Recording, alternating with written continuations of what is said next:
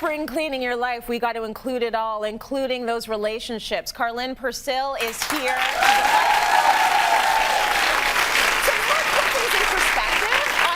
This might be even a little bit harder than cleaning the ceiling fan, because there might be relationships that have come to the end and you have a hard time letting go of them or figuring out how to do that. So you have a really nice acronym that we can follow to help us start thinking about this. Yeah, just to get us to spring forward, because I think you're right. It's so much easier to, take the toothbrush and stick it in the drawer as opposed to, letting go of that friendship and just having that spring attitude. Yes. Spring forward. So set your intention. Why do you want to do it? Is it because you want to invite more joy in? You want to just have more space for love and to focus on those relationships that really matter to you. And with the P, start with purging what's on your mind, because sometimes we hold on unconsciously to past or old relationships, not realizing that it's weighing us down. Right. So until we get it out from here and we put it on paper, then we can get some more clarity around, okay, what needs to go versus what needs to stay. Okay, so that's the S, the P, then R. R, let's go, just release. Release all the ghosts from the past. Because as much as sometimes we let some relationships go, we do have that recurring theme or that message in our heads in terms of, oh, what happened? Maybe I should have tried harder, or maybe I wasn't a good enough friend, or, like those little stories we tell ourselves. We keep running that tape. So it's very important for us to let go of that tape as well. Okay, the I? The I is to invest in the relationships that matter to you the most. See, that's important. If when you let the ones go that aren't working for you, you actually have more time to give out the love to the ones that are working for you. Exactly, and that's important. You don't cheat them. That's you right. Keep them out of your presence, out of your attention, and that you really give them that 100% love that they're looking for. Right. Yeah. And the N? And the N is to nurture those that are really, really, really close to you. So not just, invest in them, but go a little step further. Find out, what do they need? How do they want to be loved? What's their love language? And how can you show up more for them in that particular space in their lives? That's a very important.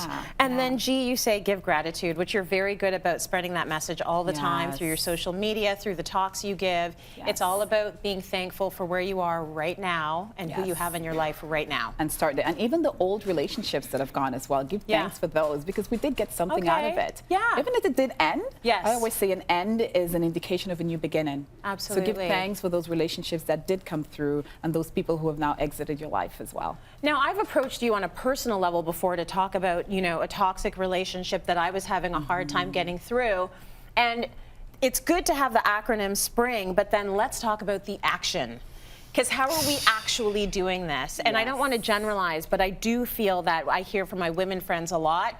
We have a really hard time letting go of relationships that aren't working for us. We do. How do we start? But you know why? Why? It's because we've been conditioned to please. Yes. We've been conditioned. We have to be nice girls. We have to be nice girls. Be sweet. And we're so afraid. Smile. Don't you hate when people say that to you? Smile. It's like, now you make me very angry. Yes. Don't tell me to smile. Yes. And there's this fear of not being liked. And we've been taught that we're supposed to be liked. Success is being liked. If you're the most liked person, then it means that everything will be okay in the world. Right. I think once we, take a look at what is the why behind not letting go of that friendship, we get a little bit more clarity on why that person and another thing too, it will be uncomfortable. It's going to be uncomfortable. It's going to be uncomfortable. Just be okay with that. Yeah. And there's once no way you're around okay, it. there's no way around it. And the other part I always tell people is that when you let go of someone or you say goodbye, you also give them permission for them to enter the new relationship as well. So you're actually giving them a gift. You're doing them a favor You're as doing well. them a favor as well. You're setting them free.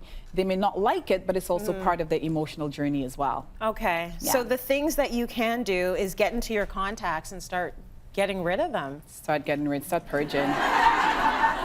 That delete button? Like, just go through it. Yes, I call it the A to Z strategy. Okay. Start, week 1, go to A to D, and go A.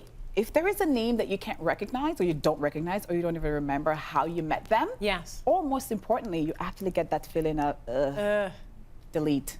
Got it. Just delete. Yeah, It's as get rid of simple as it. that. Just get rid of it. Okay. Do the same with your social media as well. Yes. We follow people that we're not getting anything from. There's no Yes. positivity, there's no good vibes.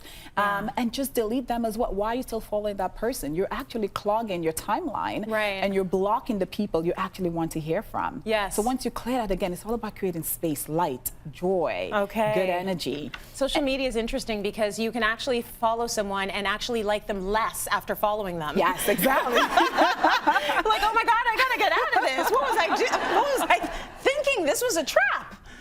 Yes. Right? Yes. Okay, so declutter your social media, declutter your friendships. So Your you have to have that contacts. tough conversation. You need to have that tough conversation. In real life, do you think you should call somebody up? Do Yes. you do? I've had to. I remember I had a particular scenario where a friend displayed a displeasure around something, and, Yes. I did acknowledge it, and I said, okay, let's talk about it. And I reached out. I called, I left a message. I said, can we meet up? Would you like to talk about it? Yeah. And that person was dodging me like crazy. Uh-huh. And at first it really bothered me. I'm like, but I'm really trying here. Why isn't she meeting me halfway? And eventually I had to let it go. Okay, you let her go? I let her go. Okay. I stopped trying. Yes. I stopped trying to reach out to her, and I just let her go, and I just made peace with it on my own. So sometimes Okay. you might have the good intention of reaching out and saying, you know what, let's talk about it, let's do something. But they might not want to, even if they do say that, well, I'm upset at you, or you did this, or you did that. Yeah. You might just have to let it go. It's kind of like getting that apology that you never, accepting that apology you never got. That you never got. That you never got. That's Yes. really good advice.